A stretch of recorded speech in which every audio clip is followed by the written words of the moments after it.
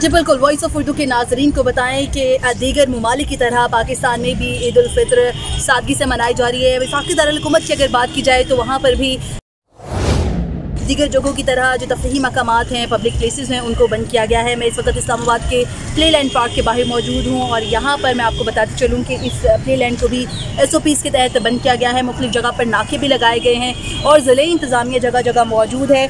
लेकिन शहरियों की बड़ी तादाद मुख्तलिफ जो तफरीही मकामात हैं उनका रुख कर रही है। मैं आपको अगर दूसरी जानिब दिखाऊँ तो यहाँ पर भी देखा जा सकता है कि पुलिस की बड़ी तादाद मौजूद है। मंचले जो हैं वो भी यहाँ पर बड़ी तादाद में आ रहे हैं। ये जानते हैं सभी के तफरीही मकामात बंद हैं, लेकिन फिर भी यहाँ पर लोगों की बड़ी तादाद मौजूद है। बच्चा पार्टी चूँकि ईद का दूसरा दिन है, वो भी चाहती है कि इस दिन को एंजॉय किया जाए। तो जानते हैं बच्चों से कि जानते पूछते हुए भी यहाँ का रुख तो कर रहे हैं, लेकिन क्यों करें? जी आप बताइएगा, आपको मालूम तो था पार्क बंद है, लेकिन यहाँ पर क्यों आए? अस्सलाम वालेकुम, मेरा नाम है मोहम्मद ज़ैन और हम आए इस्लामाबाद जिला बैफोर से। जैसे कि ये ईद खुशी का दिन होता है और सब कुछ है कि हम घूमें फिरें, लेकिन मसला ये है कि कोरोना वायरस है, इस वजह से सब लोग कोई सेल्फियाँ वगैरह ली हैं? सेल्फी नहीं, फिलहाल तो कुछ नहीं है। जो पुलिस पीछे पड़ी है इस तरह कुछ हो जाएगा।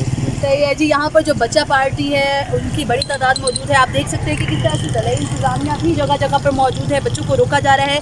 मंचलों की बड़ी तादाद मुख्तलिफ तफरीही मकामात का रुख करिए। ना सिर्फ प्ले लैंड बल्कि प्ले लैंड के बिल्कुल साथ ही चिड़ियाघर भी है, यहाँ पर भी लोगों की बड़ी तादाद आ रही है। लेकिन मौका देख के चौका मारने वाली बात है कि यहाँ पर बच्चों का ये कहना है कि सिर्फ और सिर्फ सेल्फीज़ ली जा रही हैं। सेल्फीज़ लेने के बाद जो अपनी ईद 2020 है उसको यादगार बनाया जा रहा है। लेकिन SOPs के तहत इस्लामाबाद के मुख्तलिफ जो तफरीही मकामात हैं उनको भी आर्जी तौर पर बंद किया गया है।